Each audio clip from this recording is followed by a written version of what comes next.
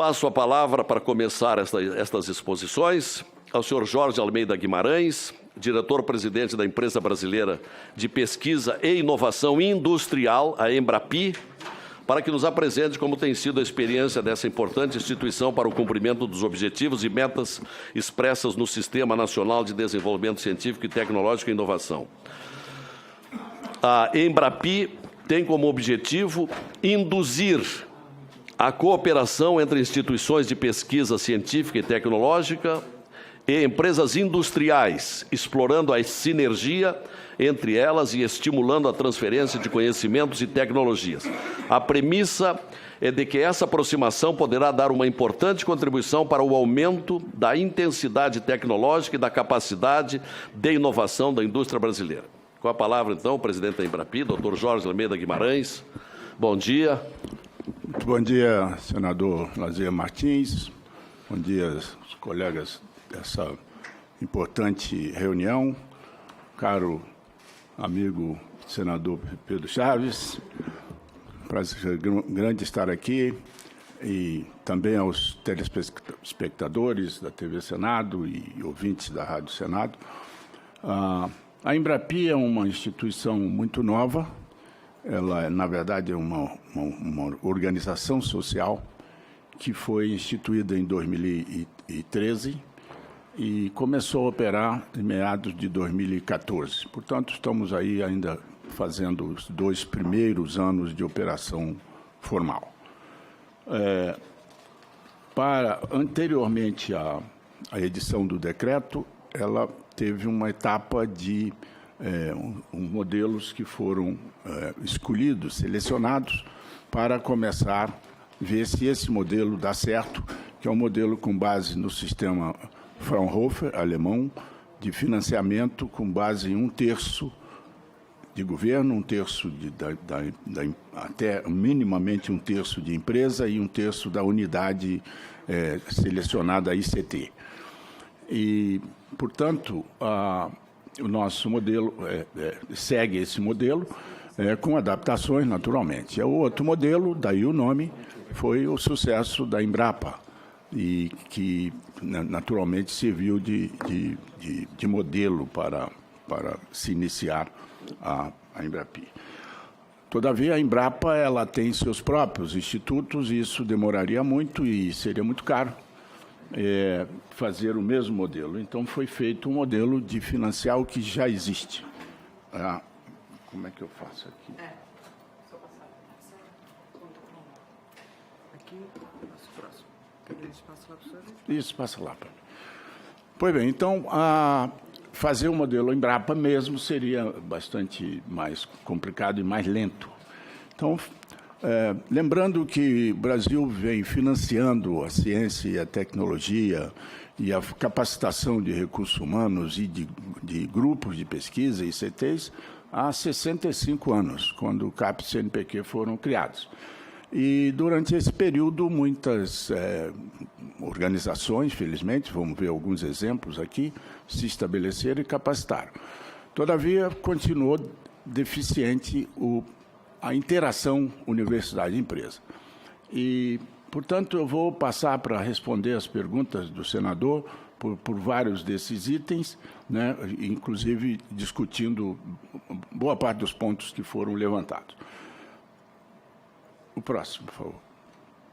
Então, portanto, a entidade nova, criada em 2013, tem como missão selecionar e financiar centros de inovação com capacidade técnica para resolver demandas das empresas por soluções tecnológicas. Esse é um ponto crucial, porque sempre foi uma coisa crítica. A imprensa criticava, os colegas criticavam, as empresas criticavam, né, vários componentes do governo, os parlamentares. Onde é que está a interação universidade-empresa? Eu vou trocar a palavra universidade por ICTs, porque nós não trabalhamos só com universidades. Aliás, a maioria dos nossos unidades não são universidades. Então, precisa de um histórico de atendimento às empresas, reconhecer capacidade técnica, infraestrutura de ponta. Veja bem, 65 anos de financiamento em vários ICTs, em várias ICTs nós temos infraestrutura de ponta, tanto em recursos humanos como em equipamentos e infraestrutura física mesmo. Experiência de gestão de projetos é uma grande deficiência nas universidades, especialmente nas universidades, e foco tecnológico. E, claramente, como o próprio documento aqui da comissão diz, a avaliação é fundamental e é isso que essa comissão vem fazendo e nós também seguimos essa lógica. Próximo. Mas antes, senador, gostaria de mostrar essa figura, que depois eu vou repeti-la com uma outra conotação. Esses são os 40 maiores países em ciência, tecnologia e inovação no mundo. Eles estão plotados aí no eixo das abscissas como investimento em pesquisa e desenvolvimento em função do PIB, ou seja, em percentual do PIB. E na vertical, né, nas ordenadas, o número de cientistas e engenheiros por milhão de habitantes. Pegando essa figura, mostra a próxima coisa. Eu introduzi esse quadrante aí. Esse quadrante superior são o quadrante 4 lá, são os países que aplicam pelo menos 2% do PIB em pesquisa e desenvolvimento e que têm pelo menos 3 mil cientistas e engenheiros por milhão de habitantes. Então, lá estão os países principais. Israel está ali embaixo, é um erro aquilo. Israel, na verdade, é que põe mais recursos e tem o maior número, tem mais de 8 mil cientistas e engenheiros por milhão de habitantes. E aí estão todos os grandes países, né, com padrão de vida muito alto. Doutor Jorge, como está sendo televisionado, seria interessante o senhor mencionar os nomes dos principais países que estão ali. Bom, eu acho que vou ter que chegar lá mais perto. Mas, sem isso eu não levo o gravador, né? Mas estão lá, olha, Finlândia, Israel vai lá para cima, Finlândia, Estados Unidos. A bola é o tamanho da economia, tá certo? Quanto maior a bola, maior a economia. Então está ali Japão, está Coreia, está Suécia, Suíça, Singapura, né? E alguns países um pouco menores, e eu cortei em 2% de propósito. Mas se a gente chegar um pouquinho para cá, a China, isso já é de 2014, a China já está em 2% também. Portanto, tem aí cerca de 18 desses 40 países tem esses dois indicadores. Coreia do Sul não está lá em cima, está lá em cima. Pelo menos 2% do PIB e pelo menos 3 mil cientistas e engenheiros por milhão de habitantes. Onde é que está o Brasil? Aquela bolinha azul ali no primeiro quadrante. 1,2% do PIB em 2014, provavelmente baixou em 2015, e 698 cientistas e engenheiros por milhão de habitantes. Agora, vejam só, esses países que põem mais de 2%, mais de 70% vem de empresas. E o nosso 1,2% é dividido assim, 60% recursos públicos e 40% de empresa. Mas em 2014, esse 40% de empresa tem um peso pesado da Petrobras. Hoje não mais, mas naquela época sim. Portanto, meus caros senadores e ouvintes, nós precisamos caminhar para a direita ali e subir pelo menos 3 ou 4 vezes o número de cientistas e engenheiros, sendo que, nesse componente, os engenheiros é que pesam mais, porque é uma grande deficiência que temos no Brasil. Mas é óbvio que, sem financiamento, nós não vamos pleitear e chegar no quadrante 4 lá de cima. E mais ainda, o fato de que as empresas ainda apostam um pouco na ciência no Brasil instruiu, né, o governo a criar a Embrapi, que tem como objetivo forçar a mão com as empresas a porem mais recursos em pesquisa, portanto, caminhando ali para a direita, e, obviamente, caberá ao governo seguir na formação de recursos humanos. Sabidamente, de sair de 1,2% para 2% não será principalmente com recursos públicos. Poderá ter um acréscimo, mas essa relação 60-40 vai ter que mudar. E, para isso, a Embrapi está trabalhando pesadamente. Próximo, por favor. Bom, os principais objetivos: promover a inovação na indústria. Vejam só, Os projetos são da indústria, não são das unidades. Elas são selecionadas para trabalharem com a indústria, para diminuir risco e custo do lado da empresa. Agilidade e flexibilidade, duas palavras-chave nesse contexto. Agilidade e flexibilidade, vocês verão isso com dados. Fluxo contínuo para a contratação de projetos. Atender as empresas por inovação, não apenas por serviços. Fomentar a colaboração entre empresas e ICTs e aumentar os investimentos de PDI pelas empresas, buscando sair do 40% para subir para outros patamares. Próximo. O que é necessário para ser uma unidade Embrapi? Ter uma estrutura física e pessoal qualificado.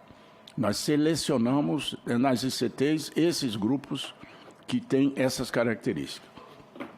Agilidade na contratação, ter foco em demanda de empresa, prospecção proativa. As nossas unidades são forçadas a fazer uma prospecção muito forte com as empresas. Nós ajudamos nisso, naturalmente, vou mostrar também. Mapeamento de potenciais clientes e gestão profissional dos projetos.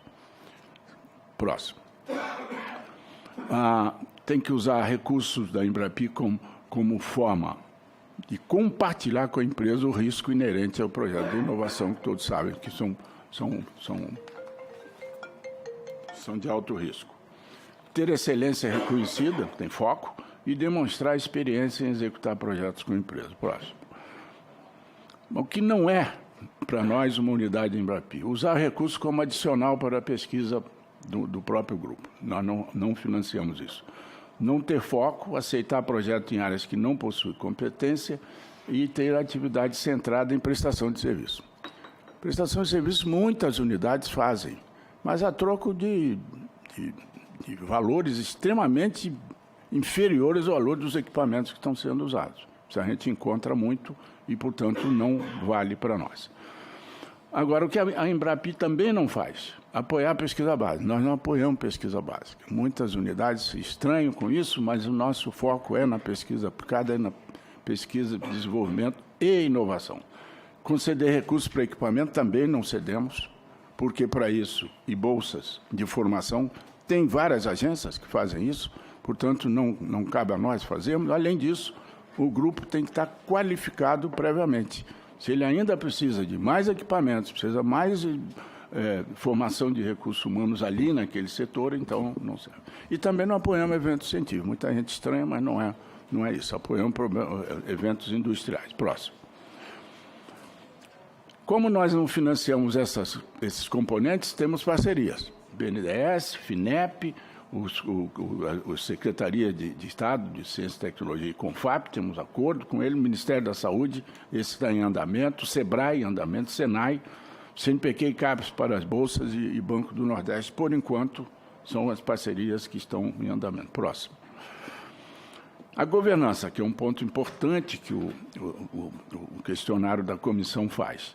Nós temos um conselho de administração, que é composto de 5 membros natos, representantes do Ministério da Ciência e Tecnologia e agora Comunicações, o Ministério da Educação, o MIDIC, o BNDES, a FINEP, 4 membros natos representantes da sociedade civil do setor empresarial, indicados pela CNI, 1 membro eleito pela Assembleia Geral, 4 membros indicados pelo Conselho dos Institutos Federais, pela ANPEI, ANDIFES, e o SEBRAE, e um membro indicado pela comunidade científica, SBPC e ABC juntos.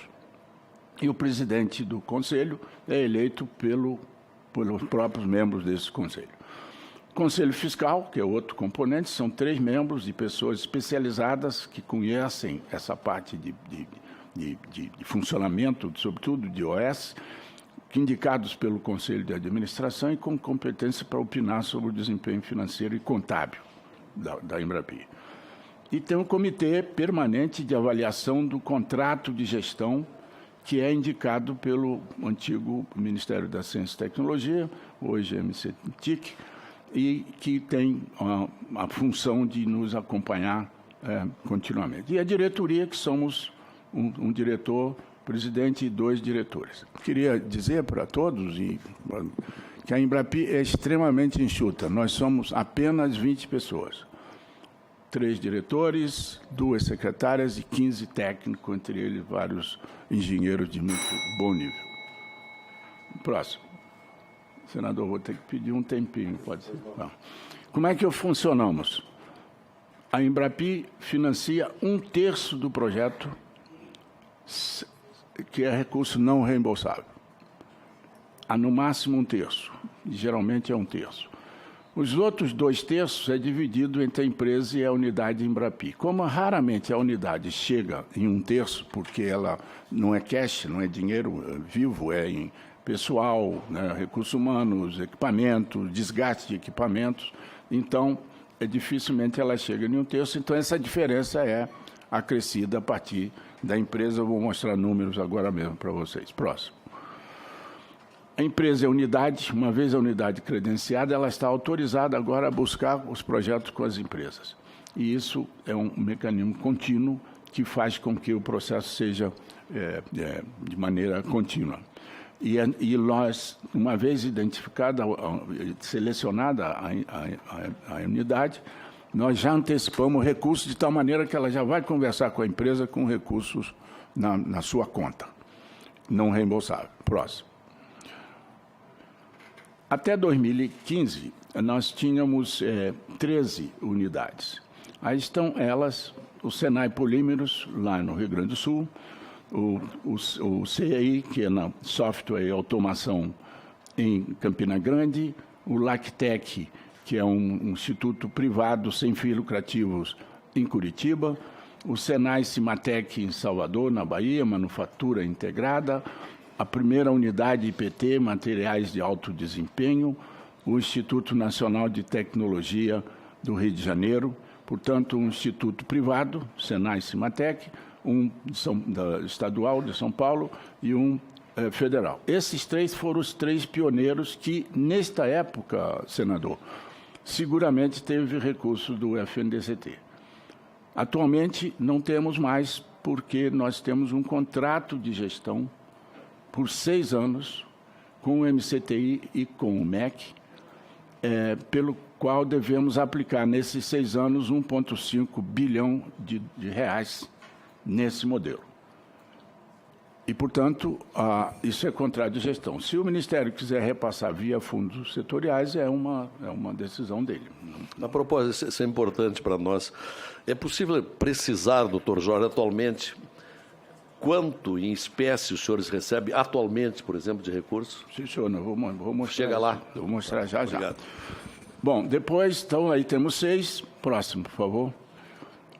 Então, aí as outras 7, portanto, que é o ACOP, no Rio de Janeiro, o ITA, né, que é um prazer grande ter aqui os nossos colegas do CTA, o CPQD, que também presente aqui, a CERT, em Santa Catarina, né, então, a COP Engenharia Submarina, ITA Manufatura Aeronáutica, CPQD Comunicações Óticas, CERT Sistemas Integrados, o CNEPEM, que é também uma organização social, né, em Campinas, processamento de biomassa, o LAMEF, na Universidade Federal do Rio Grande do Sul, tecnologia de dutos, e o Polo da Universidade Federal de Santa Catarina, tecnologias em refrigeração.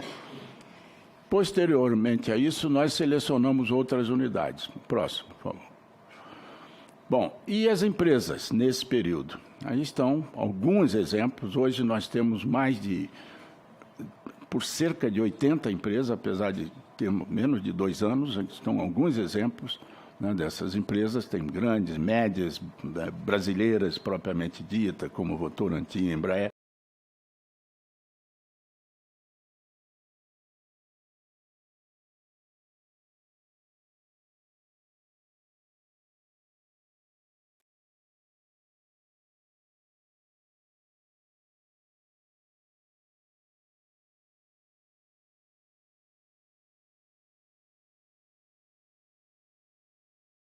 Tipo de divulgação e associação de empresas, as grandes associações, a BIMAC, a BIM, a BINE, enfim. E aí levamos as unidades para fazerem os contatos a tal etapa de prospecção que a gente tanto falou. Próximo.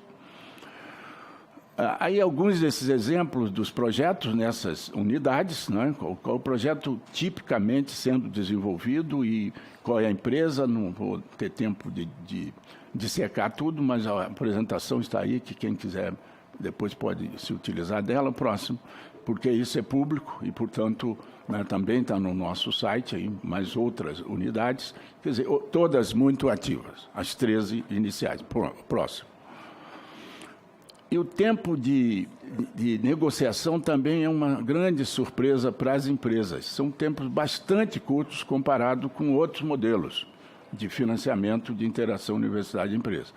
Veja só, nós não começamos na empresa, que isso é muito óbvio, é o que fazem a FINEP, o BNDES e outros. Nós começamos nas ICTs. E uma vez credenciada, agora ela vai fazer os projetos. Então, tem vários exemplos ali, de poucos meses. Acho que tem um único exemplo de 6 meses ali, porque é a L'Oréal, que tem que passar por Paris e não sei o quê, então traz a mais. Nós temos até exemplo de dias. Isso tem sido muito elogiado pelas empresas. Próximo. Bom, como é que ela opera? Cada unidade dessa também tem um contrato de 6 anos conosco. E este contrato ela vai prever nos 6 anos quantos projetos vão ter, com quantas empresas e quanto custará, né, uma estimativa. Então, um projeto de 60 milhões, 20 milhões é da Embrapi ao longo dos 6 anos. Se eles aplicarem isso antes dos 6 anos, melhor para eles, melhor para nós, melhor para o nosso contrato de gestão, porque aí nós antecipamos, começamos um novo ciclo de 6 anos com aquela unidade. Nenhuma delas chegou ainda nisso, porque agora que estamos completando os primeiros 2 anos. Então, esse aí é o primeiro grupo. Você vê que em 2010, em 2014 foram 10 milhões só, porque ele estava começando, mas em 2015 já foram mais de 116 milhões. Próximo. Portanto, um resumo. Em 2014, 10 milhões, em 2015, 116, distribuído assim, 53 milhões de empresas, 40 da Embrapi e 22, que não é em espécie, mas é em econômico, né? Os valores das unidades. Em outras palavras, as unidades operam na faixa de 20% do que seria o percentual deles. Próximo. Já, vejam só, senadores, 2016, janeiro a março, 47 milhões já foram aplicados, com crise e tudo. E, portanto, o sistema está repetindo bem. Vocês têm alguns ali com 0, que são os institutos tecnológicos que nós credenciamos recentemente e que só estão começando a operar agora em março. Portanto, eles também estarão aí acrescentando. Seguramente, até o final do ano, nós devemos estar com mais de 140 milhões aplicados. Próximo. O resumo é esse, 174 milhões em projetos nesse período e 102 projetos contratados até março de 2016. A figura atrás, eu acho que ele devia ter saído, são as áreas que são cobertas, mas, em princípio, é eletrônica, é aeronáutica, é muita TI, né? Petróleo e gás são as áreas em que estão presentes. Pouca coisa na área de saúde, a não ser na área de cosméticos, que temos alguns exemplos, e... como é que vai, senador? Então, tem um setor que está ainda faltando, que é a indústria farmacêutica. Mas nós estamos trabalhando com eles no sentido de trazê-los para dentro das unidades. Próximo. Próximo. E aí o custo, senador, se eu queria o custo, está aí. O custo é 1 milhão e 700 por projeto. Ou seja, 170 milhões para 102 projetos. Então, esse é o custo médio, ele cresce junto com os novos projetos que estão sendo aprovados.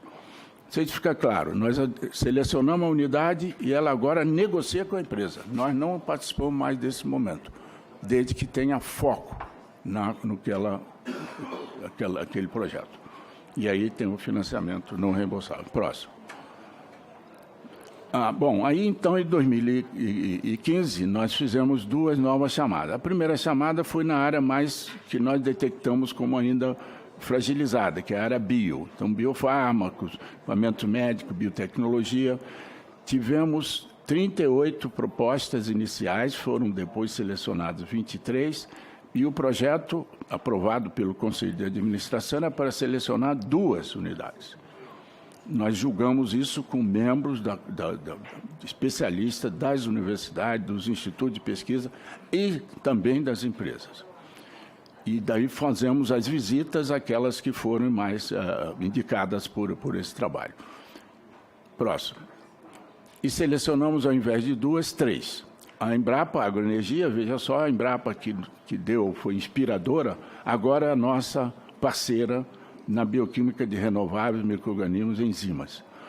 Uma nova unidade do IPT, ou seja, o IPT já tem uma, agora tem uma segunda, que é desenvolvimento e escalonamento de processos biotecnológicos. E o REMA, que é uma unidade da Federal de Santa Catarina, que opera na área ambiental. No momento em que houve o problema da Mariana, nós achamos importantes selecionar essa unidade que começou a operar agora em março. Próximo. E uma outra chamada que foi aberta para todas as áreas, né? Software, eletrônica, telecomunicações, etc. Tivemos 72 cartas, 57 passaram o primeiro crivo, 31 foram enquadradas para avaliação e 14 foram visitadas.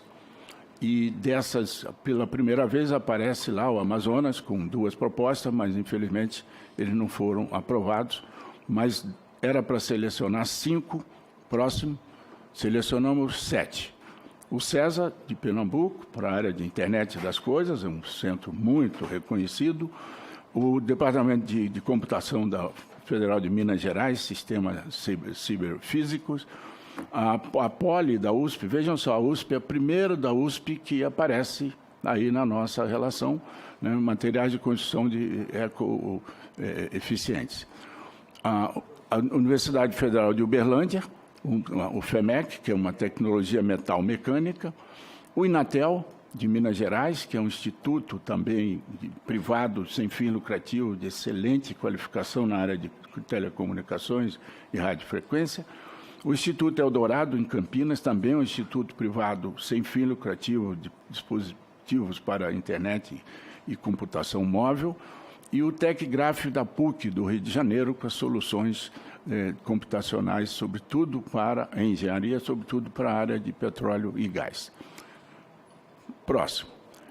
Como selecionamos também 5 institutos federais, que é a parte do MEC no nosso contrato de gestão, nós, então, hoje temos 28 unidades que estão aí distribuídas, começando lá no Rio Grande do Sul, 2 unidades, que é o Polímeros e a da Federal do Rio Grande do Sul.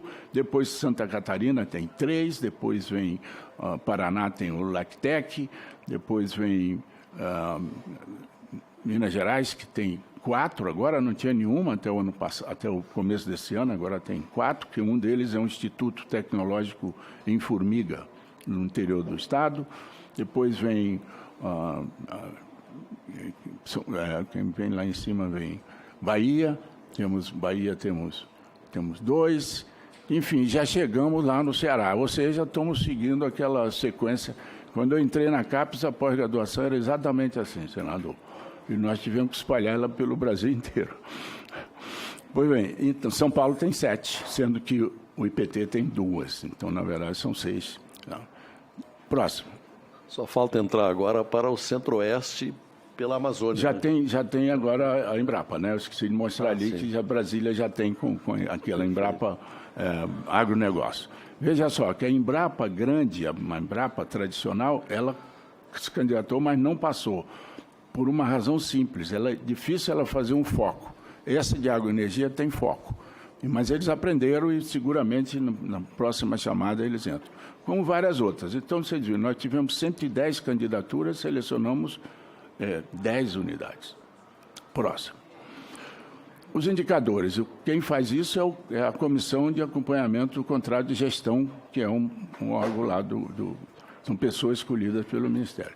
E aí ela tem os itens de metas que nós temos que cumprir. Então, veja ali, Primeiro item, propostas técnicas. Qual é o número, o peso e qual é a qualificação? E estava previsto 150, tivemos 211. Taxa de sucesso nas propostas técnicas. Então, era previsto 15, isso aí é contrato feito, né? 27. Pedidos de propriedade intelectual. Como o processo todo é novo, né, foi previsto 0, mas temos várias em fase de negociação entre as empresas, as unidades e a instituição com as suas regras para... Nós não nos metemos na regra que a instituição tem para as patentes, e isso é um dado fundamental. Contratação de projetos, previsto 30, foram 62, contratação de empresas, 20, foram 49, prospecção de empresa prevista, 200, foram 357, participação de empresa em evento era previsto 350, foi quase 1.500, ou seja, esses são os indicadores que nós temos que prestar conta para essa comissão que acompanha a nossa atividade. Próximo. Mais índice dessas metas que temos que cumprir, né? Ali, apoio a projetos na etapa pré-competitiva, era maior que 80, estão com 99. Enfim, queria chamar a atenção para uns dados interessantes. Próximo, por favor. Que são os indicadores de economicidade.